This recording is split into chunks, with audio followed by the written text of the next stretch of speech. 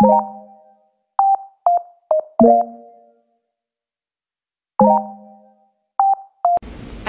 ang mga gala. Gagala naman tayo today mga madam. Yung kasama ko, oh. Yun.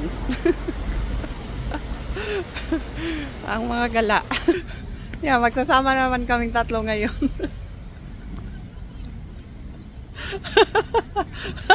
Sabi. Bakit ka ba sa hindi nakasakay? DJ ng chicken. Ayun si chicken. Hindi pa naon yung ano. Uy, nauna, uy. Welcome to my chicken. Chib. Chicken farm. Chicken farm. May farm ka pala dahil. 친구 어디세요? 네네, 대구 살아요. 수구. 네. Linday. Ang libre ng chicken. 지금 경화했나? 네. 결혼했어요. 결혼했어요. 아이 2명. 근데 아이 어딨노? 학교야. 학교 갔다 왔어? 네. 아니, 5학년, 4학년. 2명? 네.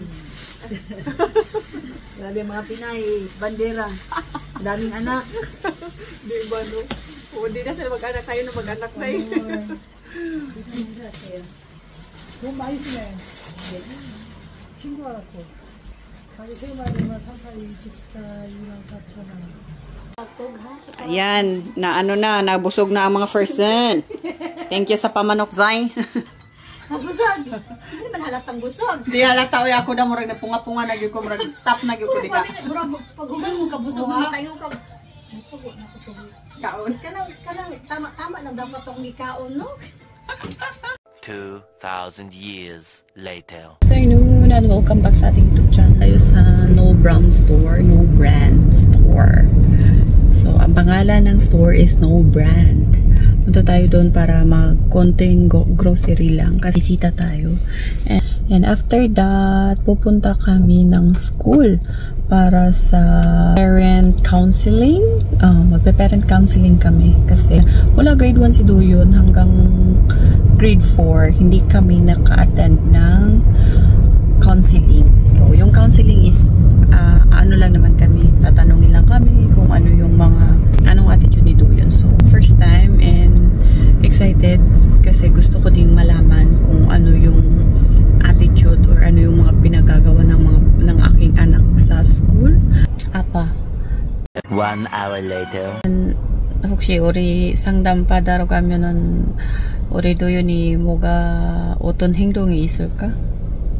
그럼 당신이 이야기해야지. 어? 당신이 이야기해야지. 아니 왜?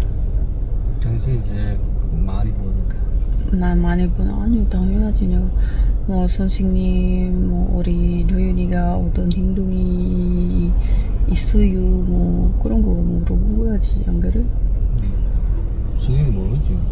아니 선생님, 학교랑 우리 집이랑 애가 다르거든? 아직 선생님이 안 그랬잖아. Kailangan pala daw ako yung magsalita, sabi niya. Kailangan ako daw mag-explain kay teacher kung anong klaseng anak si Duyon, kung ano yung attitude niya sa bahay.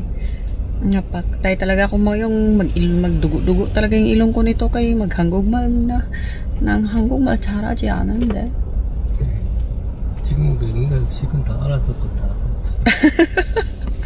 aba, 당신은 나한테 자신감 있나?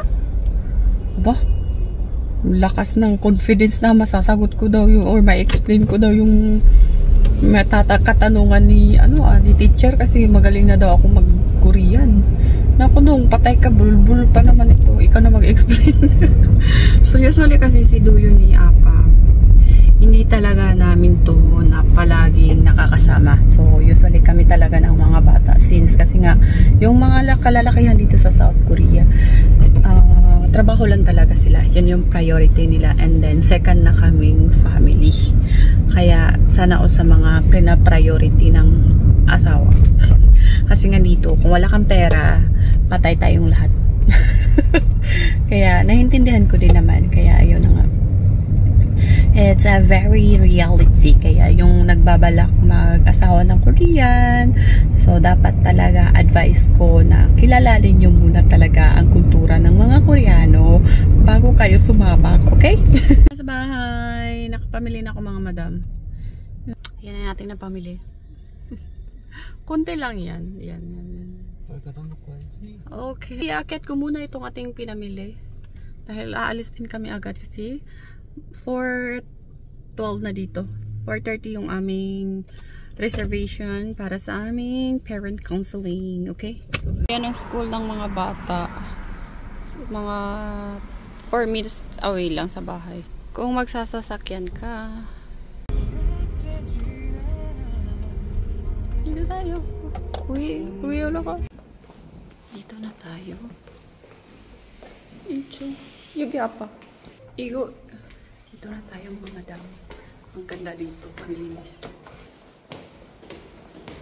5th floor. 5 na si Duyan. Si 5th floor. Grade 5 na. So per floor is yung per grade. Tayo sa pinakataas. Ang ganda.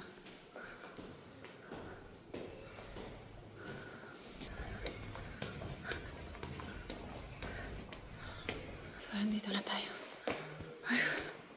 Ayan mga madam, tapos na kaming mag-counseling.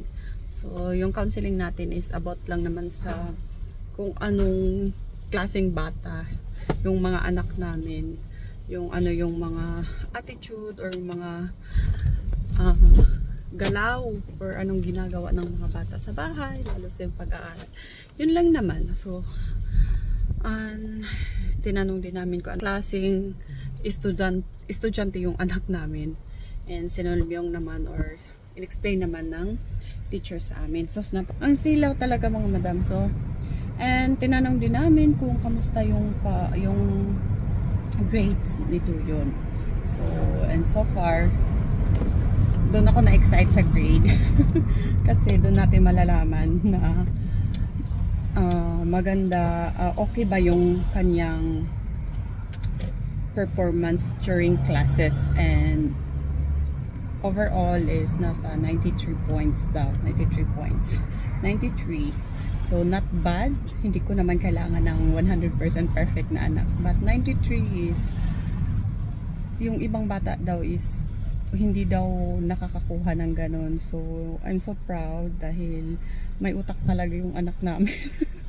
So kahit 93 sa Pilipinas, nag-99 pa na yun eh. Pero dito kasi iba yung system naman ng gradings. But sabi ng teacher is si Duyan is nasa 93 talaga daw yung kanyang grade. Napanatag ako kasi napalaki ko ng maayos yung anak ko. And alam nyo naman na dito sa South Korea is big deal. Lalo pag ang mama ay half nga kakagaya namin na multicultural families. So big deal yan sa mga ano kasi nga hindi daw namin natuturuan, but now masasabi kong okay din pala yung grades ng anak ko, o may utak talaga yung anak ko so far. So hindi ko kailangan ng 100% na grades, basta ang akin lang is mag-e-enjoy siya and wala siyang kaaway and komportable siya sa school. Sketa. Sinundo namin sa Children's Center. Ang kanyang kuya, Diyos ko, parang aigo, ang lakad parang bukas pa darating. 아니, 아이고 아빠 지금 어떻게 뛰라고? 발목 왜 이래? 왜?